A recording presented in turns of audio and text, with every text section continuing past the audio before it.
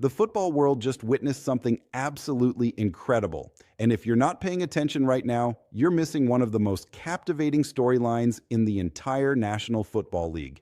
Christmas Eve 2024 will go down as a pivotal moment in what's rapidly becoming the most fascinating rookie quarterback story we've seen in years. While families across America were wrapping presents and preparing their holiday feasts, Shedeur Sanders was grinding on the practice field in Cleveland, cementing his place as the starting quarterback for a franchise desperately searching for its savior. The footage that emerged from the Browns' practice facility on December 24th has sent shockwaves through social media, with analysts, former players, and millions of fans dissecting every single frame, every single throw, every single movement from the son of NFL legend Deion Sanders. This isn't just another practice video. This isn't just another rookie going through the motions. What we witnessed on Christmas Eve represents something far more significant, a glimpse into the future of a storied franchise that has suffered through decades of quarterback misery, a franchise that has cycled through signal callers like most people change their socks. The Cleveland Browns, a team with one of the most passionate fan bases in all of professional sports, have finally found someone who just might be the answer to their prayers. And that someone is Shedeur Sanders, the Colorado product who has brought his confidence, his swagger, and his undeniable talent to the shores of Lake Erie. The backstory here is absolutely essential to understanding why this practice footage matters so much. The Browns have been a quarterback graveyard for what feels like an eternity. Since returning to the NFL in 1999, Cleveland has started an absolutely staggering number of different quarterbacks, each one promising hope, each one ultimately delivering disappointment. From Tim Couch to Brady Quinn, from Brandon Weeden to Johnny Manziel, from Deshaun Kaiser to Baker Mayfield, the list of failed experiments reads like a tragic novel with no happy ending. The Browns have invested high draft picks, massive contracts, and endless resources into finding their franchise quarterback, only to watch each attempt crumble under the weight of expectations and organizational dysfunction. Then came the Deshaun Watson era, which turned into one of the most catastrophic decisions in recent NFL history. The Browns traded a king's ransom for Watson, giving up multiple first-round picks and signing him to a fully guaranteed contract worth $230 million. The move was controversial from the start due to Watson's legal issues, but the Browns believed they were getting an elite quarterback who would finally solve their decades-long problem. Instead, they got mediocrity, injuries, and a public relations nightmare that tarnished the franchise's reputation even further. When the Browns finally decided to move on from Watson and embrace a rebuild, it shocked the entire league. Cutting ties with such a massive guaranteed contract required unprecedented financial maneuvering, but Cleveland's front office understood something crucial. Sometimes you have to admit a mistake, swallow your pride, and start fresh, no matter how painful the process might be. Enter Shedeur Sanders, stage left, with all the confidence and charisma you'd expect from someone raised by primetime himself. The Browns shocked many analysts by selecting Sanders in the first round of the 2024 NFL Draft, but those who had studied his game at Colorado understood why Cleveland's brass fell in love with him. Sanders wasn't just another talented college quarterback with impressive statistics. He was a winner, a leader, and someone who had already proven he could handle intense media scrutiny and enormous pressure. Playing for his father at Colorado, Shedeur transformed a moribund program into a nationally relevant contender, showcasing an NFL-ready arm, exceptional pocket presence, and the kind of mental toughness that simply cannot be taught. The pre-draft process was fascinating for Sanders. Multiple teams expressed serious interest, with the Pittsburgh Steelers reportedly being extremely high on him. According to insider reports, Mike Tomlin, the Steelers' legendary head coach, was one of Sanders' biggest advocates, speaking glowingly about his abilities and NFL readiness. There were whispers, rumors really, that Pittsburgh desperately wanted to draft Sanders and make him the successor to their aging quarterback situation. However, as often happens in the NFL, organizational politics and differing opinions among decision-makers led the Steelers in a different direction. Some people in Pittsburgh's front office apparently weren't sold on Sanders, despite Tomlin's enthusiasm. That internal disagreement may have cost the Steelers their quarterback of the future and handed the Browns an absolute gift. Now, months after draft night, we're seeing the fruits of Cleveland's decision.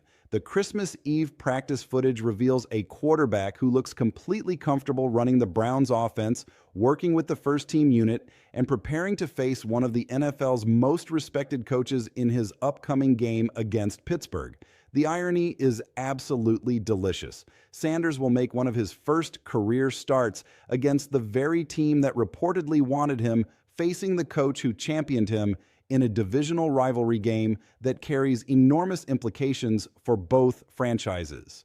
You literally cannot script a better storyline than this. The practice clips that emerge show Sanders going through his progressions, working on timing routes with his receivers, and displaying the kind of command you want to see from your franchise quarterback. While the Browns media team obviously didn't film entire plays or reveal strategic secrets, what they did show was enough to get people excited. Sanders was out there with the ones, the first team offense, getting every crucial repetition as he prepares for Pittsburgh. He's building chemistry with his weapons, learning the nuances of Kevin Stefanski's offensive system, and most importantly, he's being treated like the unquestioned leader of this football team. What makes this even more intriguing is how Sanders has been handling himself off the field. He's been relatively quiet on social media, a marked departure from his college days when he was much more active, engaging with fans and critics alike. The maturity he's showing is impressive. Instead of talking, he's working. Instead of making bold predictions or responding to doubters, he's letting his preparation speak for itself. When he does post on social media, it's usually simple messages of gratitude or updates about his merchandise line, Too Legendary, which has become incredibly popular among his growing fan base. The young man understands that in the NFL, especially for a rookie quarterback on a struggling team, the best way to win people over is through performance, not proclamations. The merchandise situation is actually quite fascinating and speaks to Sanders' business acumen. His Too Legendary brand has released special collections that have been flying off the virtual shelves. Fans are eager to support him, to buy into the hope he represents for this franchise. The website features everything from simple logo tees to elaborate designs that celebrate Sanders' journey from Colorado to Cleveland. It's smart branding, especially for a rookie, and it shows that Sanders understands the business side of being an NFL quarterback. In today's league, you're not just a football player. You're a brand, a business, and Sanders is building his empire even as he's learning the intricacies of playing professional football. But let's get back to the football analysis because that's what really matters when evaluating whether Sanders can be the Browns' savior. The commentary from J.J. Watt and Pat McAfee following Sanders' recent performances offers crucial insight into how NFL insiders are viewing his development. Watt, who knows a thing or two about evaluating talent and understanding what makes a successful NFL franchise, was measured but optimistic in his assessment. He pointed out that Cleveland has several young building blocks beyond just Sanders. Defensive Rookie of the Year candidate Martin Emeka Egbuka has been absolutely dominant on the defensive side, and the Browns have added other talented young players who could form the core of a competitive roster for years to come. When discussing Sanders specifically, Watt highlighted some encouraging signs.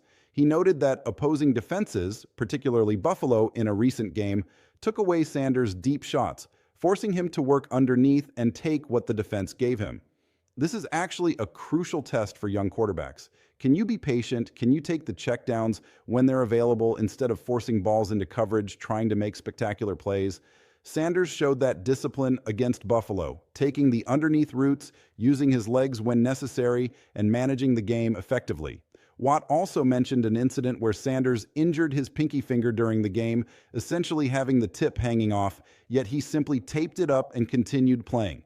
That's the kind of toughness that wins over teammates and coaches, the kind of mental fortitude that separates franchise quarterbacks from the pretenders. The Pat McAfee portion of the conversation added some entertaining perspective about Cleveland as a city and the Browns as a franchise. McAfee, who grew up in Pittsburgh and was indoctrinated with anti-Cleveland sentiment from birth, admitted that when he actually visited Cleveland, he was pleasantly surprised. The city has charm, history, and genuinely nice people.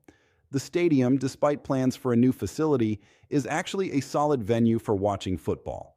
Yet despite all these positives, the Browns have been a perpetual disappointment, a franchise that has broken the hearts of its loyal supporters time and time again.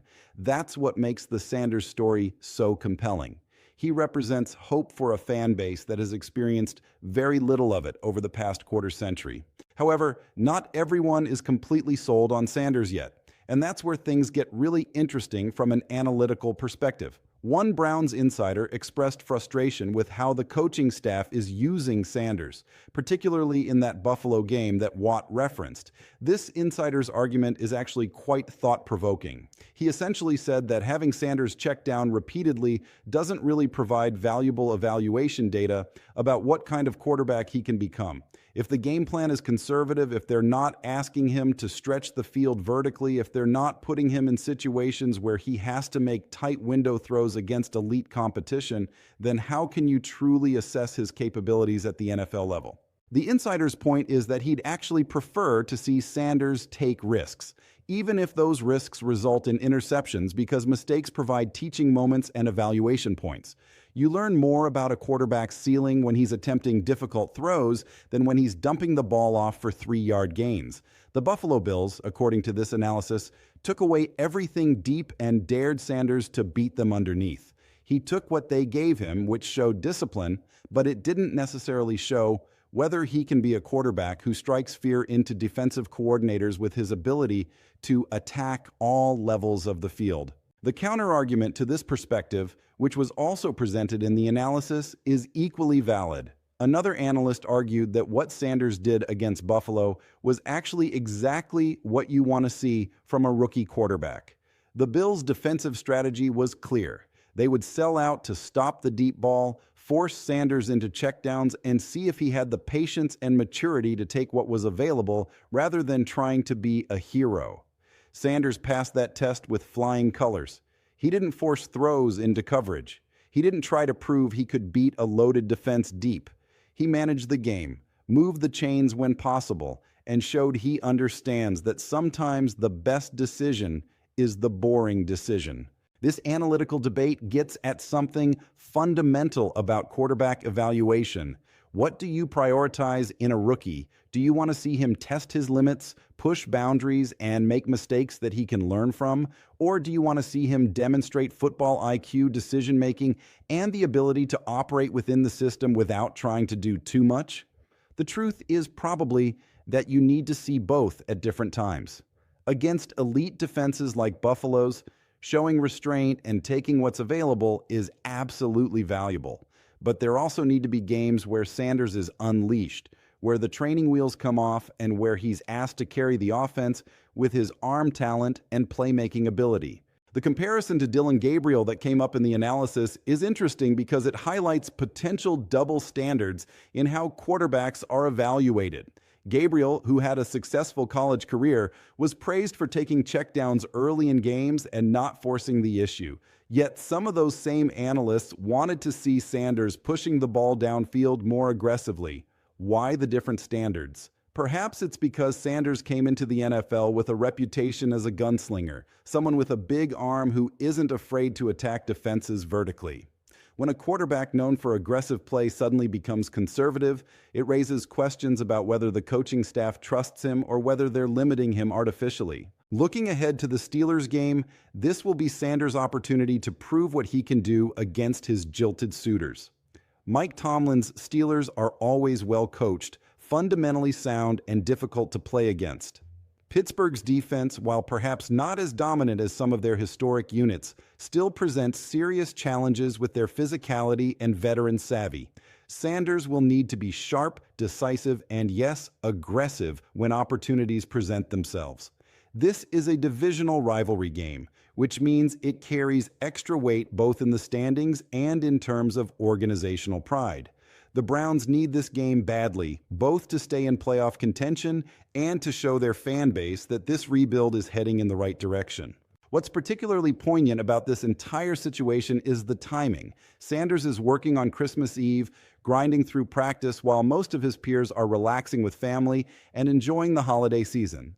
That's the life of an NFL quarterback, especially a rookie trying to establish himself as a franchise cornerstone. There are no days off, no extended breaks, no time to rest on your accomplishments. The league moves at a relentless pace, and if you want to succeed, you have to match that intensity with your preparation and commitment. Sanders clearly understands this. He's not complaining about missing holiday celebrations. He's embracing the grind, knowing that these reps, these moments, these opportunities are precious and fleeting. The broader context of the Browns' season makes Sanders' emergence even more significant. This team entered the year with rock-bottom expectations after the Watson disaster. Most analysts predicted Cleveland would be one of the worst teams in the league, potentially in position for the #1 overall pick. Instead, thanks in large part to Sanders' steady play and the improved performances of other young players, the Browns have been competitive in most games. They're not a playoff lock by any means, but they're not being embarrassed weekly either. That's progress for a franchise that has endured so much losing. Sanders' supporting cast is actually more talented than many people realize. The Browns have invested heavily in their offensive line, which provides decent protection most games. They have playmakers at receiver, including some young talents who are still developing chemistry with their rookie quarterback. The running game, while inconsistent, has shown flashes of effectiveness. On defense, as Watt mentioned, there are legitimate stars and emerging talents who can keep Cleveland in games. This isn't a barren roster devoid of talent. It's a young team with pieces in place, and Sanders is the most important piece of all. The mental aspects of Sanders' game deserve special attention, because they often get overlooked in discussions about arm strength and athleticism. Playing quarterback in the NFL requires extraordinary mental processing speed. You have to diagnose defensive coverages pre-snap, adjust protections, potentially change the play at the line of scrimmage, then post-snap, work through your progressions while feeling pressure, avoid rushers, and deliver accurate throws to receivers running at full speed. It's cognitively demanding in ways that most people cannot fully appreciate. Sanders, by all accounts, has shown strong processing abilities. He's not confused by what defenses are showing him. He understands concepts and can manipulate defenders with his eyes and movement in the pocket. Leadership is another area where Sanders has exceeded expectations. Being a rookie quarterback is inherently difficult from a leadership standpoint. You're the youngest guy in the room trying to lead veterans who have been in the league for years. It requires a delicate balance of confidence and humility, assertiveness and deference. Sanders has apparently struck that balance effectively. His teammates have spoken positively about his work ethic, his accountability, and his demeanor in the huddle and locker room. When you're the quarterback, guys are looking to you to set the tone, and Sanders has embraced that responsibility rather than shrinking from it. The family dynamic surrounding Sanders adds another layer of intrigue to his story. Deion Sanders, primetime, one of the most charismatic and talented athletes in sports history, has been both a blessing and a potential burden for his son. On one hand, Deion has provided Shedeur with elite coaching, invaluable insights about playing professional sports, and connections throughout the football world. On the other hand, being the son of a legend creates enormous expectations and constant comparisons. Every mistake Shedeur makes gets magnified. Every success gets diminished with comments about nepotism or privilege.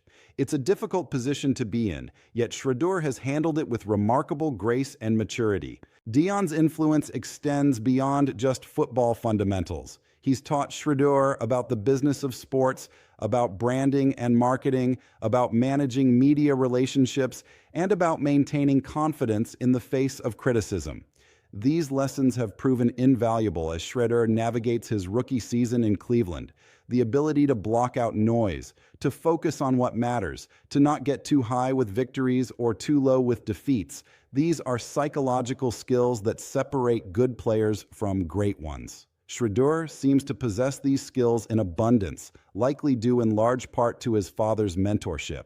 The comparison between Sanders and other recent rookie quarterbacks is inevitable and instructive. C.J. Stroud had an absolutely phenomenal rookie campaign in Houston, showing veteran poise and leading his team to the playoffs. Bryce Young struggled badly in Carolina, illustrating how organizational dysfunction can derail even the most talented prospects. Anthony Richardson showed tantalizing physical tools in Indianapolis before injuries shortened his season. Will Levis demonstrated arm talent in Tennessee while also making concerning decisions with the football. Each rookie quarterback situation is unique, shaped by supporting cast, coaching, and organizational stability. Sanders' situation in Cleveland falls somewhere in the middle of this spectrum. He's not walking into an ideal situation like Stroud did, but he's also not facing the organizational chaos that Young encountered. What Sanders has going for him that some other rookies don't is clarity of role and organizational commitment. The Browns aren't hedging their bets or talking about competition. They've declared Sanders their guy, given him the keys to the offense, and built their future plans around him. That kind of commitment provides psychological security for a young player. He knows that a few bad games won't result in him being benched or the team bringing in veteran competition. He can play freely, take calculated risks, and develop without constantly looking over his shoulder. The financial implications of Sanders' success or failure cannot be overstated for the Browns organization. They're still dealing with the catastrophic financial consequences of the Watson contract, but they also have flexibility to build around Sanders because he's on a rookie deal. For the next few years, Cleveland can invest resources in weapons, offensive line help, and defensive playmakers while their quarterback is relatively inexpensive. This is the window that smart NFL teams exploit. Get an elite quarterback on a rookie contract, surround him with talent, and make a championship run before you have to pay the quarterback market value. The Browns have this opportunity if Sanders continues developing as hoped. Looking at Sanders' college career provides context for understanding his NFL potential. At Colorado, he completed over 70% of his passes in back-to-back seasons, threw for nearly 8,000 yards combined over 2 years, and showed consistent accuracy and decision-making. He elevated the play of his teammates and performed well against quality competition. Yes, he played in his father's system designed to highlight his strengths, but so what? Every successful college quarterback plays in a system designed to highlight their strengths. The question is whether those strengths translate to the NFL level, and early returns suggest Sanders absolutely do translate. His accuracy, particularly on intermediate routes, is NFL caliber. His pocket presence and movement, while not elite, are good enough to extend plays and avoid negative situations. His arm strength is adequate for all NFL throws, and his ball placement typically gives receivers opportunities to make plays. His processing speed appears solid based on how quickly he gets the ball out of his hands. These are foundational quarterback traits that you simply cannot teach. Either a player has them or he doesn't, and Sanders has them. The areas where Sanders needs to improve are typical for rookie quarterbacks. He needs to get better at manipulating safeties with his eyes, at working through his full progression under pressure, at throwing receivers open rather than waiting for separation. He needs to develop better chemistry with his pass catchers so they're all on the same page regarding route depth and adjustments. He needs to improve his anticipation on certain throws, trusting his receivers to be where they're supposed to be rather than waiting for visual confirmation. All of these things come with experience and repetition. They're correctable issues that coaching staffs work on constantly with young quarterbacks. One aspect of Sanders' game that deserves more attention is his mobility. He's not a designed run quarterback in the mold of Lamar Jackson or Jalen Hurts, but he's more athletic than he gets credit for. He can extend plays with his legs, pick up crucial first downs on scrambles, and escape pressure when the pocket collapses. In today's NFL, having a quarterback with at least functional mobility is almost essential. Defenses are too fast and too sophisticated for statue quarterbacks to consistently succeed. Sanders' ability to move keeps plays alive and adds an element that defenses have to account for. The Steelers' game coming up represents a massive opportunity for Sanders to make a statement. Pittsburgh's defense will challenge him in ways he perhaps hasn't been challenged yet in his young career. They'll disguise coverages, bring creative pressures, and try to confuse him mentally. How he responds to these challenges will tell us a great deal about his makeup and his ceiling as an NFL quarterback. If he can go into Heinz Field, now Acrisure Stadium, and deliver a quality performance against a Mike Tomlin coach defense, it will validate the Browns' decision to make him their franchise guy.